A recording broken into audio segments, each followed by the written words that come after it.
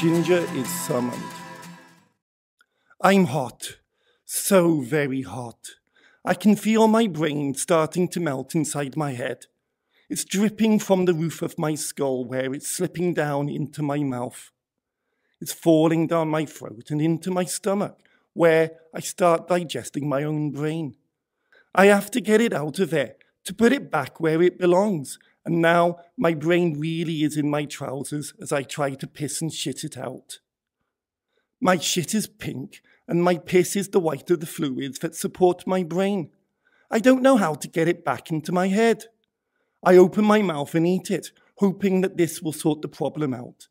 But no, my brain is redigested by my stomach and the cycle starts again.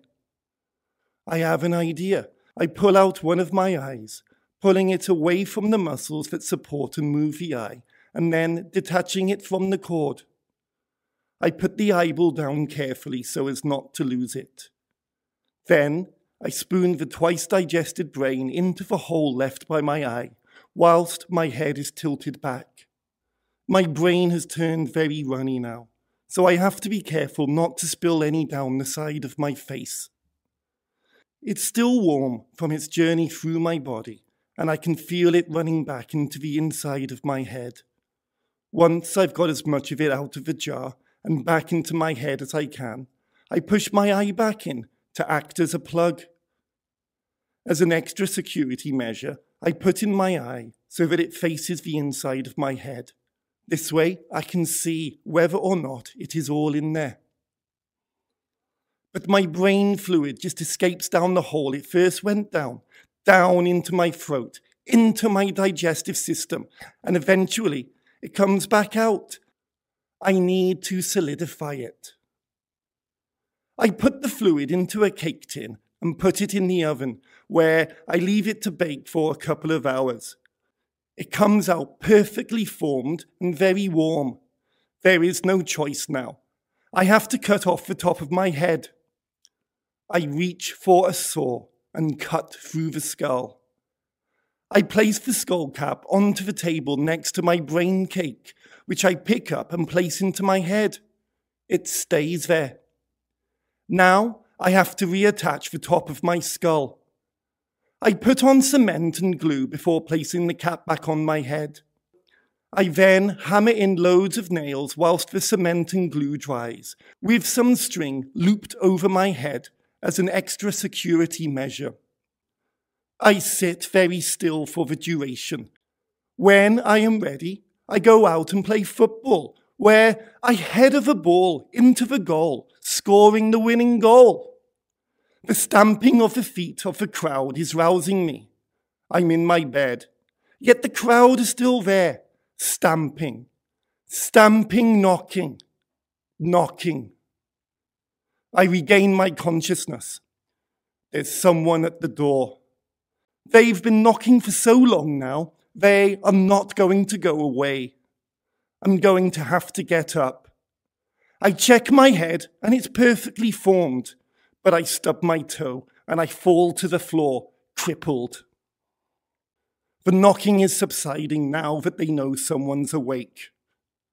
I crawl across what looks like a battlefield where there is danger at every turn. Finally, I reach my target destination. I open the door. The man at the door's 3 heads subside into one. Just one, enabling me to talk to him comfortably. Awfully sorry to bother you, sir, but there is a frightfully urgent telephone call for you at the local army base. He salutes, but his arm falls off in the process. He's wearing a uniform that's not that of a fireman. I yawn. Can't it wait? No, sir, it is frightfully urgent. Righty-ho then, I'll be there in a minute. Tally-ho! I close the door in the soldier's face. I turn to Dee, but she is at peace, restful and still asleep, and I do not want to disturb her. But I see something now when I see Dee. I see a gravestone where the headboard should be, though I cannot see the name or any dates. I see this grave, but I fail to understand. For I returned home to her. She kept me alive throughout the war. She was everything that I fought for. Perhaps not everything, for I do not feel that maybe I loved her as much as I could. But she was there for me when I came back. And that was all that I wanted. She wants to get married, though I do not feel the same way. And I know that the grave does not mean the death of a way of life or a relationship. It is the death of something. Yet we are both alive. But as reassuring as that thought is, it does not feel right. Dee has a deathly sheen to her face. Her expression seems, perhaps, fixed. Her eyes are warm, though, as warm as the last time that I saw her. Putting this to one side, I dress quickly and blow her a kiss as I walk out of the door. I'm being taken to the base. The ride is rough. Should have taken my car, but I didn't suggest it.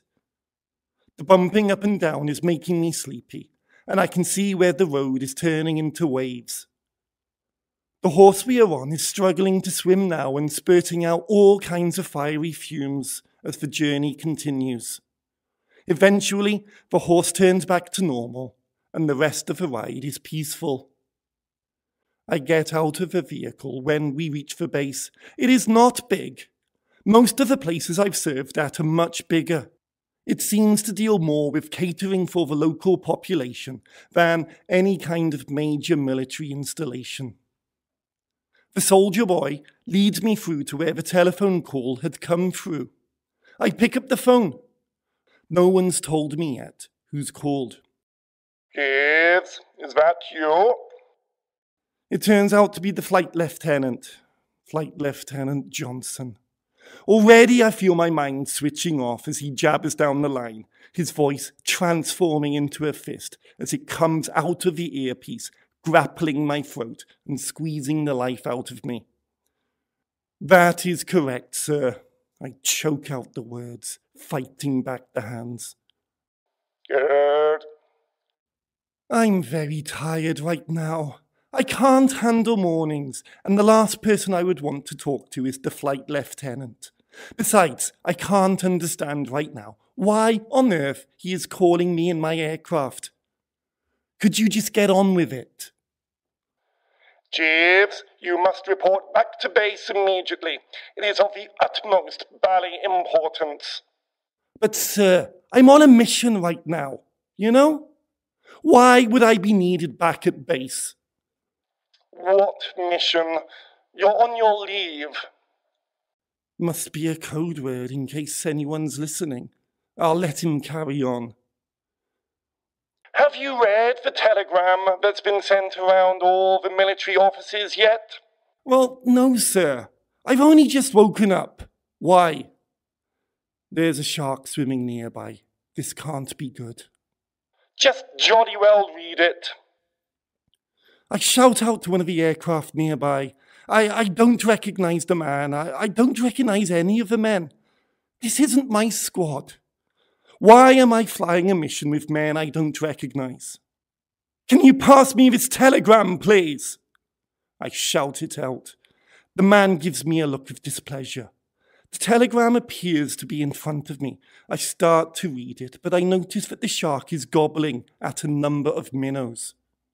I know it's taunting me. It's pretending that it doesn't want to eat me, but I know it does. It disappears under the surface of the sea. I know it'll be back. As I read through the telegram, I learn that London, as well as many other major cities around the world, have been invaded. This starts turning my stomach. I look for signs that it is the Germans, but it appears they, too, were invaded.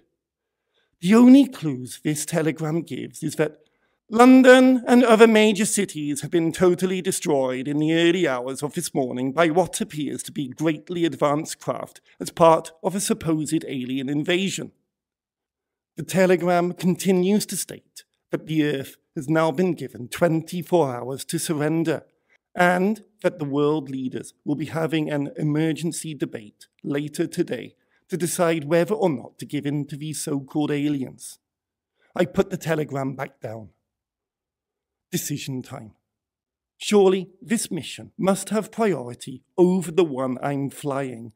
Yet, I don't want to be responsible for deserting these men and putting their lives at risk.